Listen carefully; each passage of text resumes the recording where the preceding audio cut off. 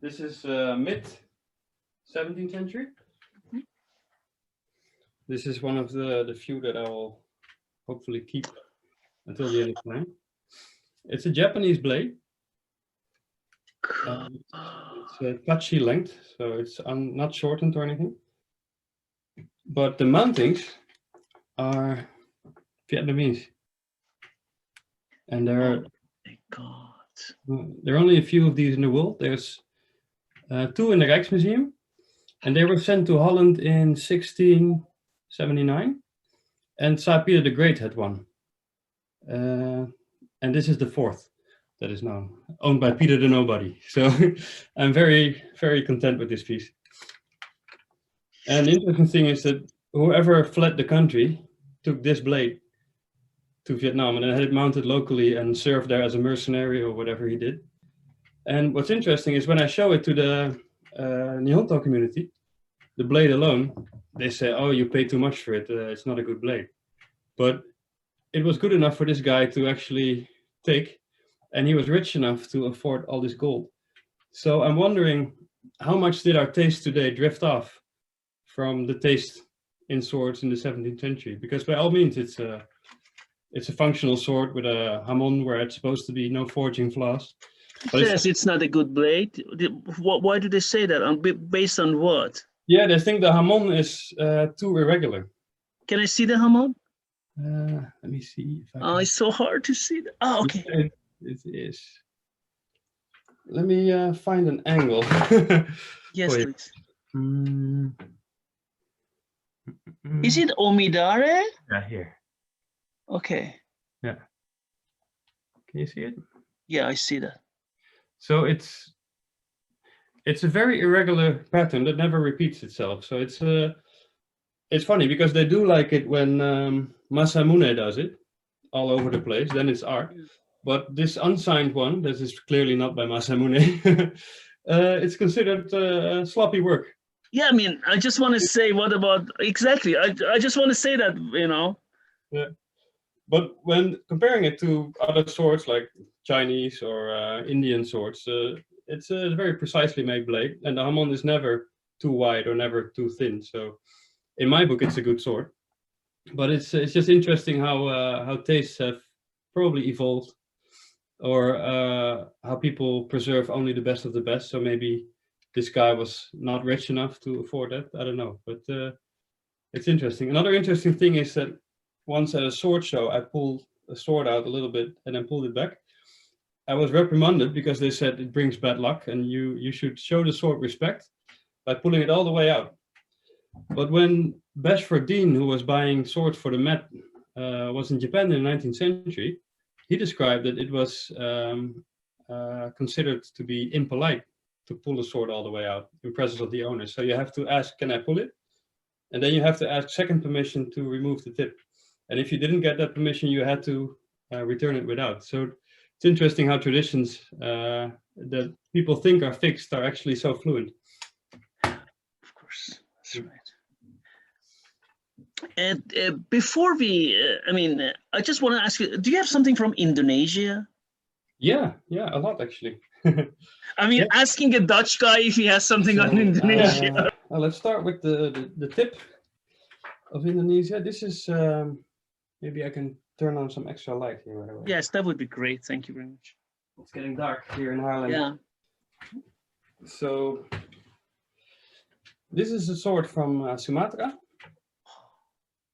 from the tip of Sumatra, Aceh. It's called a sikin panjang. Sikin is just the word for sword.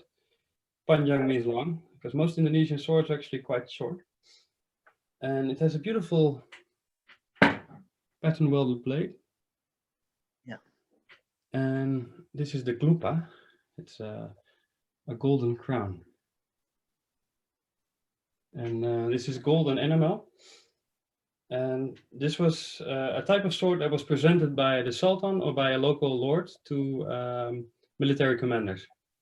And they were used in the wars against the Dutch. We had a lot of wars with Aceh because Aceh was very persistent to resist Dutch rule. So I think most of the 19th century and a big part of the 20th century, we've had wars here. And let me see, a little bit lower, there was the town of Palembang, and they're known to make this kind of hilt. This is silver, this is horn. The blade is interesting because it's English. This is unbelievable. Yeah. And then the English tip would go up, Yeah. but the local taste was to grind it down. So this is changed in Indonesia. And then there were a lot of, there was a lot of text on here that they ground down. So the text is gone. You can barely see it. And in place of that, they put in a year, Islamic year, 18, what was it? Somewhere in the 1820s, I think 1821. And it's interesting because they had a clash with the British not so long before that. So probably this was like a battlefield pickup. And what's interesting about these is that this type of hilt is made in Palembang in Sumatra, but also on Lombok. And these islands are really far apart. And it's just weird that there are two centers of production of this and not in between. So they're a bit of a mystery to collectors why this is. One of the things that could be is that on Lombok you also had an Islamic community, and maybe they were connected by trade and religion in some way. But, I always like cross-cultural pieces. And then this is another interesting cross-cultural piece. I think it's from Java. And I bought it because the blade is very much like a Ming Dynasty Chinese blade. It is. Yeah. Even with this color piece here. Yeah. So it's almost as if they've seen one or had one to copy. And even the decoration is a little bit Chinese-like. There are these engravings on it. Yeah. But the way it tapers from thin to wide is more local. The Chinese one would have been more evenly. Yeah. So it's clearly Indonesian made, but very, very close to Chinese. So it's another piece that I quite like.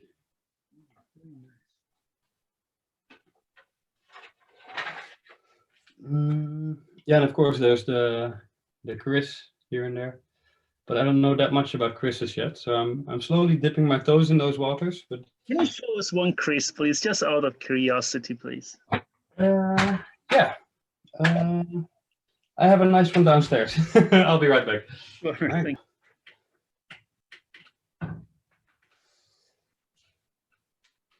One of my few krises from Bali.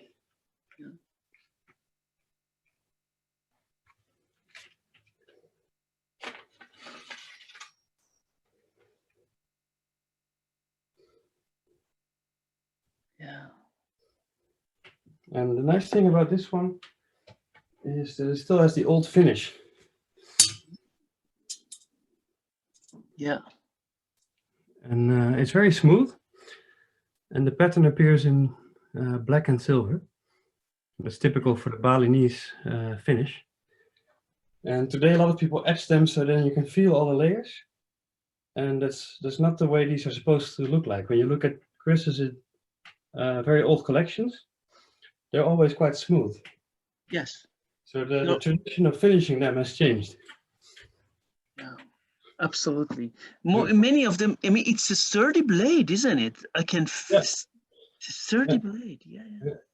Very precise as well, but how it's bent. Yeah. Thick handle too. Very beautiful. Very beautiful. Peter, I mean, at the end, do you have any bows to share with us? Do you also trade in bows? Do you sell anything regarding antique archery as well? Yeah, actually, I shoot Manchu bows. Oh, that is as a hobby. Okay. Let me turn off my phone. And yeah, I usually have quite some Manchu archery material. So here in the back is you can see there. That is a small collection of arrows, many of them Manchu, and I have a strong bow here.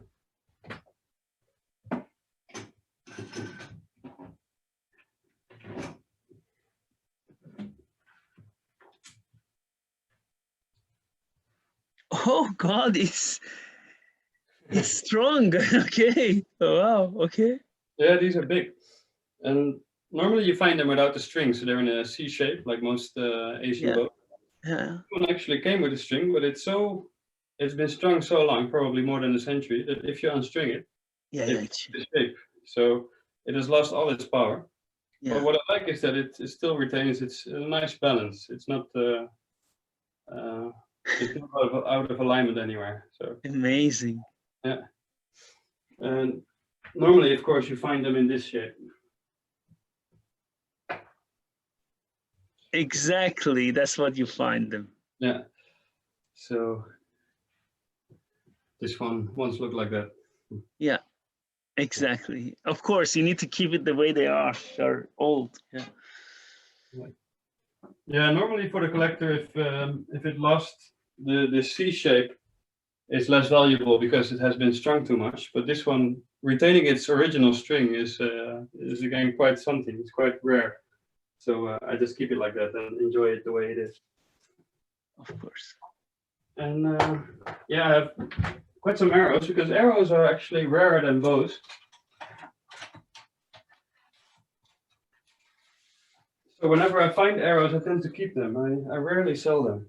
And this is some of my most interesting ones. This is Manchu. Yeah. For big release. Yeah. Is it original? Oh yeah, it is. Yeah, yeah, this is an old one. Yeah, this type is very rare, and this particular one is from the 17th century, and you don't see that a lot. No. So I'm quite pleased with it. I got it from a guy in the UK who did. He would buy the whole inventory of old businesses and old people, and he said that it came from a small museum that went bankrupt, and then they sold all their stuff, and then he found me online and sold it to me. So. But he never mentions his sources, so he couldn't mention the name of the museum. So I haven't been able to follow up which museum it was. But yeah, it could be because there is a set just like this in the Danish collection. And that set came into the collection in 1690. So it does seem plausible that it's at least 17th century. Yeah, very nice. Beautiful. And then I have some Islamic arrows here. Yes, please. These are quite well known. These are Ottoman flight arrows. Ah, yes, exactly. That's the records. Yes. They're quite something. Some of them, this one. Yeah, this one is actually made of split cane. So it's made of all these little strips of reed glued together, like expansion fishing rods. Most of them are just pine wood, but this one is something else. And then I also have these whistle arrows. And I was told these were also used in the flight contests, but I'm not sure for what. Maybe for the beginning of the contest or something to signal something, because they don't fly that far, of course, with a whistle on top. Very nice. Thank you very much.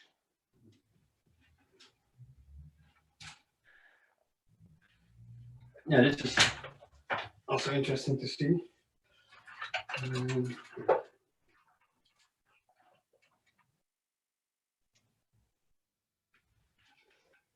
Comparison. This is a Manchu war arrow. Oh. Yeah. This is an Indian war arrow. So you can see the size difference. And then this is an Ottoman flight arrow. So these Manchu arrows, they don't fly very far, but they hit very hard. They're like small spears. Yeah, they are. It's very different from any other archery tradition. Very nice. Very nice.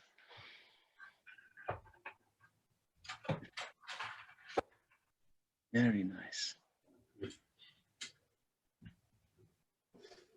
And one of the more extreme bows of them all. This is Korean. Oh, Korean bow. Okay. Yeah. Yeah, they just touch here. How old is that one? This is not very old. It's probably made in the 50s. And this tradition is still alive, so they still make them today. But they stopped doing this white somewhere around the 50s, 60s. So that's the thing to date them. And they came from an old Korean veteran in America who brought them after the Korea War. But yeah, they're nice little bows. I also shoot replicas of this. They're very fast. But this design is almost solely for sports nowadays. So it's a very fragile bow. If you pull it and you twist it a little bit, it will break. So it's a bit like a Formula One car. It has a very high performance, but you don't want to drive it through the sand. So Of course. it's really for high performance in a controlled environment. Maybe a little bit like Ottoman flight boats. They're also very delicate things made for a single purpose.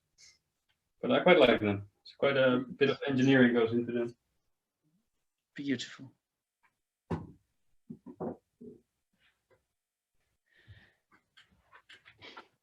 Peter, I mean, I don't know how much, I mean, it was lovely and very, very nice. Thank you for sharing your knowledge, your pieces. It's not that everyone does that so often.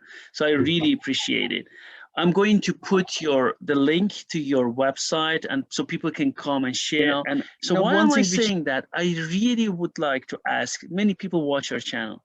Guys, having an antique is, I'm just saying it, is like you are a custodian. There is a huge difference. I know. I don't want to step on anyone's toes. I really, as many people know, I also support many smiths, many new makers. It's very important. But please, guys, remember, once you collect an antique, you are a custodian of a tradition. And this is another responsibility. As much as we have the responsibility to support smiths today, so this craft, like let's say Nihonto making or whatever, it doesn't need to be Nihonto, is going to survive the course of time. It is also extremely important that we become custodians, so these antiques are kept, So for that reason, I really would like, if you need a knowledgeable trader, I say a knowledgeable, right? This is Peter. Right, so you guys can go to Peter and say, and that's what I have also talked to our colleague and friend, is not only colleague, Beat, that what I always appreciate about you, about your website, about your knowledge, your passion, whatever you know, I mean, your knowledge and all information on your website. So I really appreciate it. And I would like to ask everyone coming into this channel to go to Peter. You can read beautiful articles, all well written. Please go and check Peter. If you want to buy something, Peter always consults you and is the right person to go to. Peter, at the end, would you like to share anything with our viewers on our channel, please?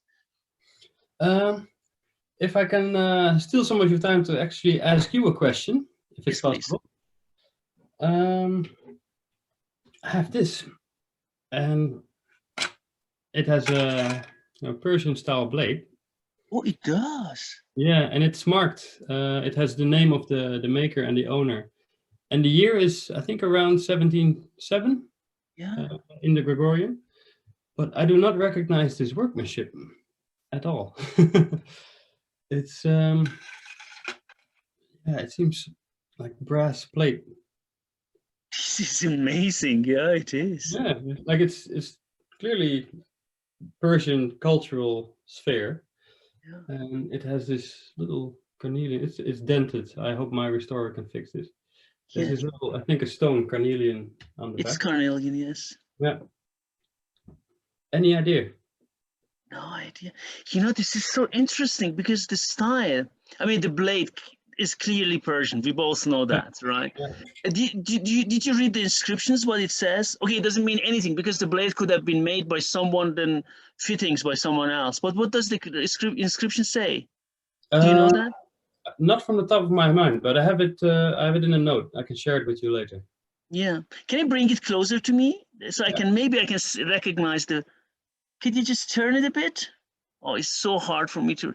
Yeah. Amale Muhammad Hussein. Amale Muhammad Hussein. That's right. 221. Yes, Amale Muhammad Hussein 221. Can you see the other side? So, could you? Oh, I can't see it. It's Just difficult with the hold light. on, hold on, hold on. Sahib means owner. Oh God, now I cannot read it from this. Sahib, owner. Okay, you need to send me the pic, but if you have it, that's okay. Yes, the Sahib means owner, as you know, but I cannot, from this distance, I cannot recognize. Yeah. But the work of Muhammad Hussein, 221, okay, Sahib. But if you wish, I mean, if you have it, that's okay. But if you wish, I can read it. But clearly Persian, yeah, that's right. But the fittings, you know what? This is like, it's amazing. I've never seen such a fitting, right? Yeah, it's not familiar to me at all as well. Oh. Yeah, I'll send you some pictures. Yeah, please. Right. Beautiful, beautiful. And to the viewers, yeah, thank you for bearing with me through all these stories. Most of my friends fall asleep after I mention sword. No. But, yeah, I'm very grateful that you wanted to have me in this show. It's always nice to talk about these things, and I also do hope that a young generation will pick up the collecting part. It's really something else to have it in your hands and feel the weight and Of course. look at the workmanship. Each and every piece I've had in my hands, I can still remember exactly how it felt, and sometimes even the smell. And when I think about it again and I look at an old picture, I'm like, oh yeah, that was a nice spearhead, or that was there's something else to owning them. And what I've noticed is that prices are almost consistently rising. So if you buy something good, you can always get rid of it for more in 5 or 10 years. So that, at least this is what I tell my wife when I want to. Yeah. But yeah, it's to me, it's some of the nicest investments I've made in my life. And of course, now it's my work. But also before that, it was very nice as a collector to just have 5 nice pieces. And then there's this one piece I wanted, and then I had to sell 3 of my former to buy that one piece. But there was always movement. Every collector is also a seller, I think. But it gets you in touch with a lot of interesting people, and some people with great knowledge. Everybody focuses on a different niche. So one will know a lot about steel, the other will know everything about jade, and it brings you in touch with some amazing people. Yes, perfect. Thank you very much, Peter, and thanks again for sharing your knowledge and your pieces with us. And I wish you a very nice day. Thank you. Yeah, you too.